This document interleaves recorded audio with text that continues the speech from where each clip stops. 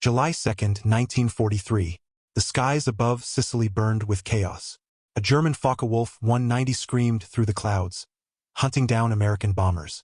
This pilot, confident, ruthless, never saw what came next. Out of the sun, a P-40 Warhawk dove like a hawk striking prey.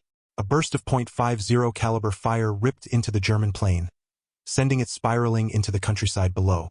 The man behind the trigger was not the kind of pilot the Nazis, or even many Americans, believed could exist. First Lieutenant Charles B. Hall, a 22-year-old African-American from Brazil, Indiana, had just destroyed one of Hitler's finest fighter aircraft. That kill wasn't just a victory. It was a collision of bullets and ideology, a living rebuttal to Nazi racial doctrine, and a direct challenge to America's own segregated system. For Hitler's Germany, the idea of a black pilot besting one of their Luftwaffe aces was unthinkable. Nazi ideology declared black people subhuman, incapable of mastering advanced machines or showing courage in combat. But Hall's victory was only the beginning.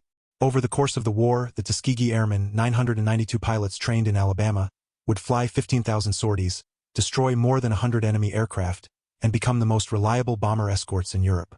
Even German pilots gave them a name, the Black Birdmen, but the Tuskegee Airmen were fighting two wars at once.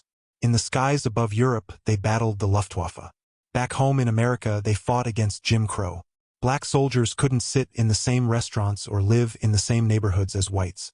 Even the U.S. Army was segregated. In 1925, the Army War College had published a report that declared, compared to the white man, the Negro is admittedly of inferior mentality, inherently weak in character. And yet, history already told a different story. Eugene Bullard had flown for France in World War I because the U.S. refused him. Bessie Coleman earned her pilot's license in France in 1921 after every American flight school turned her away. By the late 1930s, black civilian pilots in Chicago were already proving that flying skill had no color. As war clouds gathered, civil rights leaders pressed harder. Black newspapers demanded answers. How can America fight for democracy abroad while denying it at home? Finally, in 1939, Congress opened a door. Black pilots could be trained, but only as an experiment. The message was clear. They were expected to fail. In 1941, the War Department formed the 99th Pursuit Squadron. Their commander was Benjamin O. Davis, Jr., a man who had endured 4 years of silence at West Point because white cadets refused to speak to him. Now he carried the weight of his men and the hopes of 13 million African Americans. When the squadron arrived in North Africa in 1943, their white commander, Colonel William Momeyer, didn't trust them. He kept them on patrol missions away from real combat. But June 2nd changed everything. On their first combat mission, German fighters attacked. The Tuskegee pilots didn't flinch. They held formation, protected their bombers, and proved they would not break under fire. Then came July 2nd, Charles Hall's kill. When he landed, black ground crews erupted in celebration. Months of insults and doubts vanished in that single moment. Their greatest test came in January 1944 at Anzio. 15 Tuskegee pilots, flying outdated P-40s, faced swarms of German Focke-Wulfs. In just 2 days of brutal combat, they shot down as many as 13 enemy aircraft. The skeptics in Washington had no choice but to admit the truth. The experiment had succeeded. These men could fight. Soon, the 332nd Fighter Group was formed, combining 4 Tuskegee squadrons and flying the new P-51 Mustangs. Their tails were painted crimson red, making them instantly recognizable. From then on, bomber crews had one request: if you can get them, get the Red Tails. Colonel Davis gave his men one rule above all others. Our job is not to be aces. Our job is to bring the bombers home. While other groups broke formation to chase kills, the Red Tails stayed with the bombers. That loyalty made them legends. On July 18, 1944, the Red Tails faced their ultimate test. 66 Mustangs escorted bombers deep into Germany. Nearly 100 enemy fighters attacked. The battle was savage. Despite being outnumbered, the Red Tails shielded the bombers, fought off the Luftwaffe, and added to their growing list of victories. By the end of the war, the Tuskegee Airmen had escorted over 200 bomber missions. They earned 96 distinguished flying crosses. Their bomber loss rate was far lower than average. The Germans feared them, American crews trusted them, and the world respected them. But their true victory went far beyond numbers. They had demolished racist myths, both Nazi and American. Their record helped pave the way for the desegregation of the U.S. military in 1948. Charles Hall returned home a hero. Benjamin O. Davis Jr. would rise to become the first black general in the U.S. Air Force. And the red tails of their Mustangs remain one of the most iconic symbols of World War II aviation. The next time you see that gleaming silver P-51 with its crimson tail, remember, it wasn't just protecting bombers. It was tearing down barriers, bullet by bullet, sortie by sortie. In the skies over Europe, the Tuskegee Airmen proved a truth so powerful that not even the Nazis, or America's own prejudice, could deny it. Courage has no color. February 1945. Europe was burning in its final months of war. The Allies dominated the skies, but Germany still had one last weapon, the jet-powered Messerschmitt Me 262, a machine faster than anything the world had ever seen. Against this threat stood a group of American pilots who had been doubted, mocked, and dismissed before they even entered the battlefield. They were known as the Tuskegee Airmen, the legendary Red Tails. For years, critics claimed black pilots were not capable of fighting major air battles. They said these men lacked the discipline, the skill, and the courage to fly against the Luftwaffe. But war is the ultimate truth-teller. And in the crucible of combat, the Tuskegee Airmen didn't just prove themselves, they rewrote history.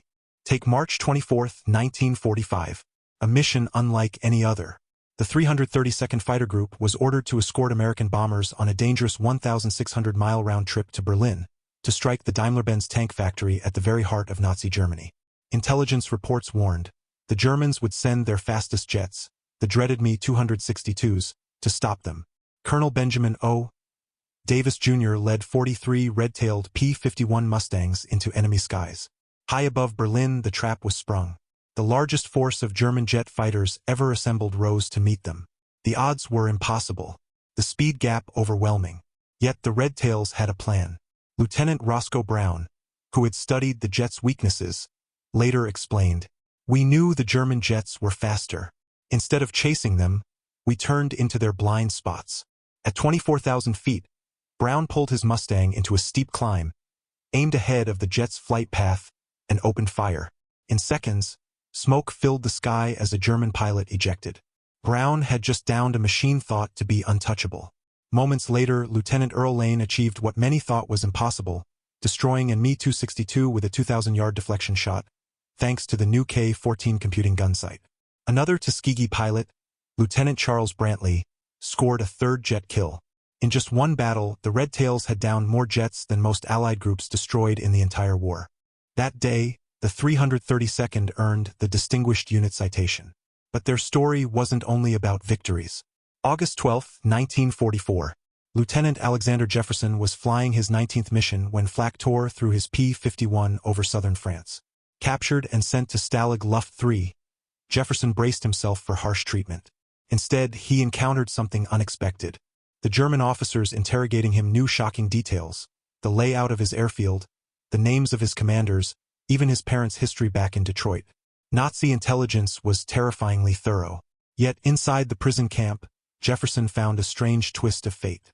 White American prisoners often treated him with more respect than he received back home. Bomber crews who had once doubted the Red Tails now thanked him directly for saving their lives.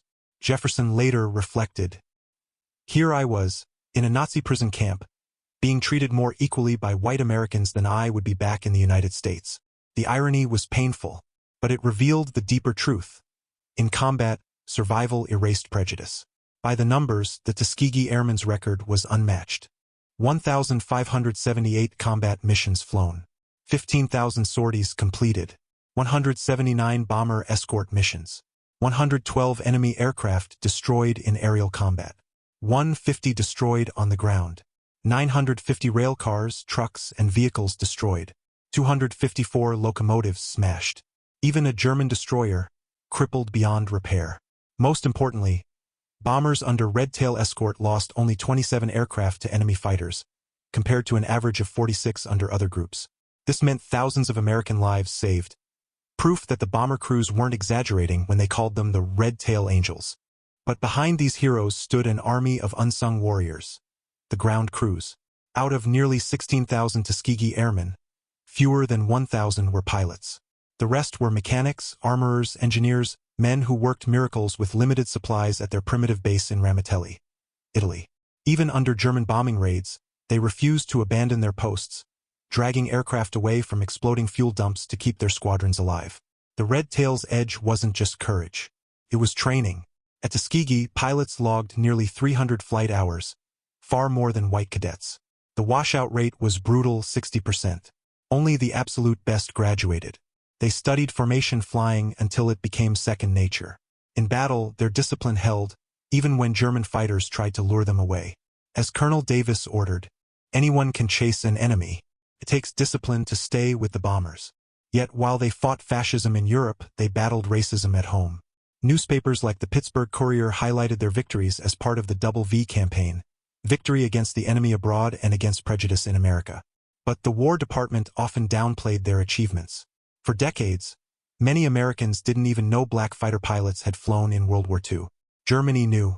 They called the Red Tails Schwarzvogelmenschen, black birdmen. And American bomber crews knew. They told stories of the way the Red Tails flew in perfect formation, how they wagged their wings in greeting, how they never abandoned a bomber under fire. Myths turned into legends. Legends that were true. The war ended. Segregation remained. Many Tuskegee Airmen returned home to a nation unwilling to acknowledge their sacrifice. Some, like ace pilot Lee Archer, rarely spoke of their achievements. "Nobody believed me anyway," he once said. But change came. In 1948, President Harry Truman signed Executive Order 9981, desegregating the U.S. military, a decision directly influenced by the Tuskegee record. In 1954, Benjamin Davis became America's first black Air Force general. And in 2007, more than 6 decades after their first missions, the Tuskegee Airmen were awarded the Congressional Gold Medal. Today, their numbers remain irrefutable. 112 confirmed aerial victories. 3 jet fighters destroyed in 1 mission. 96 distinguished flying crosses. 66 pilots killed in action. 32 taken as POWs. But beyond numbers, their legacy is something greater. They didn't just fight the Luftwaffe. They fought racism, doubt, and hate. And they won. As Roscoe Brown put it, "We didn't just fight the Germans. We fought ignorance, prejudice, and hatred. And we won all 3. The Tuskegee Airmen soared higher than anyone expected. They turned mockery into respect, prejudice into admiration, and enemies into witnesses of their undeniable excellence. Their red tails weren't just paint on a plane. They were a symbol that courage, skill, and unity know no color. They didn't just win a war. They changed history.